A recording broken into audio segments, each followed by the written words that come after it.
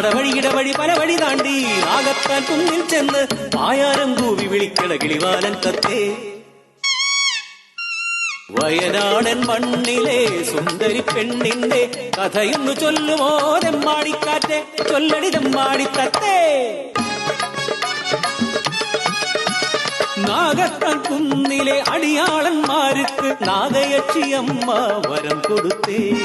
ഊരിലെ കന്യകയാ പെണ്ണൊരുവൾ വിഷഹാരിയായി നിന്നിടേണം. വിഷവൈദ്യം ജീവിത വ്രതമാക്കണം. പെണ്ണ് നാടിന് മാത്രമായി ജീവിക്കണം.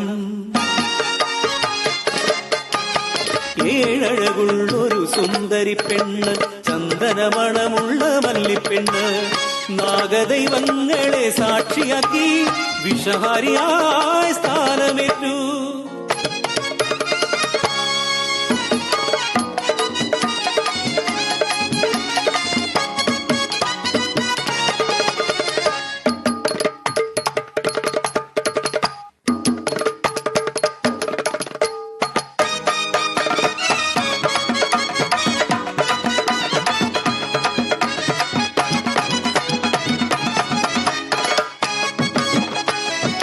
തെക്കുതെക്കുള്ളൊരു ദേശത്തിന്ന് സർപ്പവിഷം തീണ്ടിയാണൊരുത്തൻ.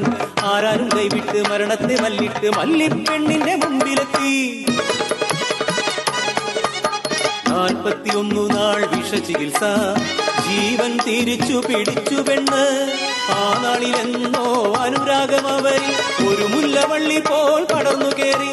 പിരിയുവാൻ പോലും കഴിയാതെ അവരാ പ്രണയത്തിൻ മായിക വലയത്തിലായി. ഊരറിഞ്ഞു ആ കഥ ദേശത്തലവന്റെ കാതിലെത്തി.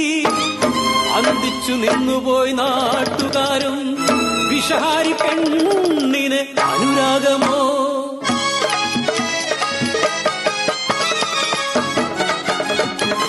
ചട്ടങ്ങൾ ലംഘിച്ച പെണ്ണിനെ കുടിൽ കെട്ടി ഊരിൽ ഏകാന്ത തടവിലാക്കി.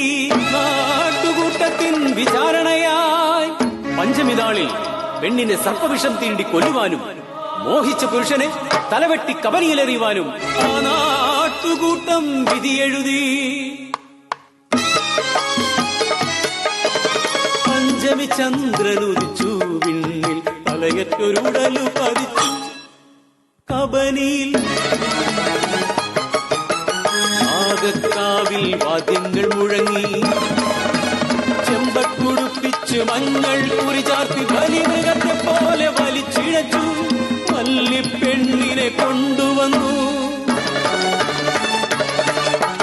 നാഗത്തറയിൽ നാഗരാജാവിനെ ചെമ്പുകുടത്തിൽ കൊണ്ടുവച്ചു.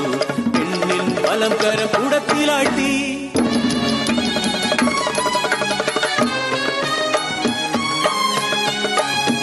നാഗരാജാക്കൾ കനിഞ്ഞതാണോ പെണ്ണിനു ദംശനം ഏറ്റതില്ല.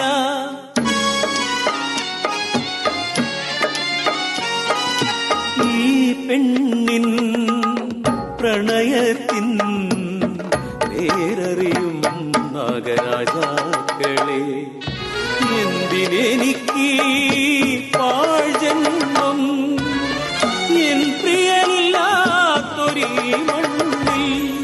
ഒരു ഭ്രാന്തിയെ പോലെ ഓടിവെന്ന് കബനിയാറ്റിൽ ജീവനൊടുക്കി.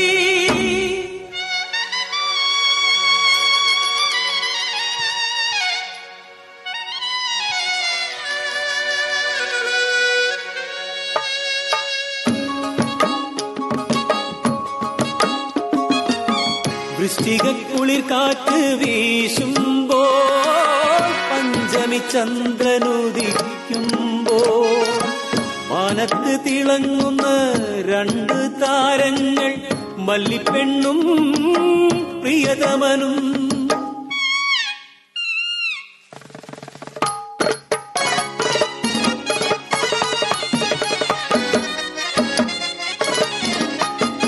കിന്നാരം ചൊല്ലണ പുന്നാരക്കിളിയേ, നാടാകെ പാടണി കഥ.